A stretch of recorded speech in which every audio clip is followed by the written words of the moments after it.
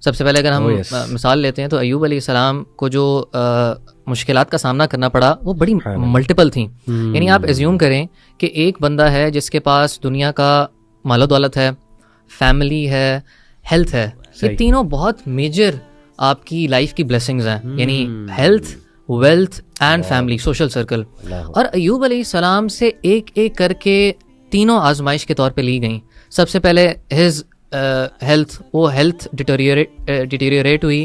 And number 2 اس کے بعد کیونکہ ظاہر سی بات ہے ہیلتھ ختم ہوتی گئی تو کمانے کا کوئی سورس اس طرح نہیں رہا. اور پھر تھرڈلی اللہ تعالیٰ نے ان کے بچے بھی ان سے لے لیے, فیملی لے لی, یہاں تک کہ سوشل سرکل اتنا تنگ ہو گیا کہ کوئی ان کے پاس آنا بھی پسند نہیں کرتا تھا اس ڈر سے کہ کوئی بیماری نہ ان کو, وہ جو ان کو ہوئی ہوئی ہے وہ لوگوں کو ان کو لگ جائے.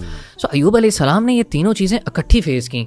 اینڈ ہم دیکھیں ہمیں دنیا میں اگر کوئی آزمائش آتی ہے ایک کسی پرسپیکٹو سے آزمائش آ رہی ہوتی ہے, تو ایوب علیہ السلام health, wealth, family, social circle ہر طرف سے ان کو اللہ تعالیٰ نے ایک بہت بڑی آزمائش کی ان کی.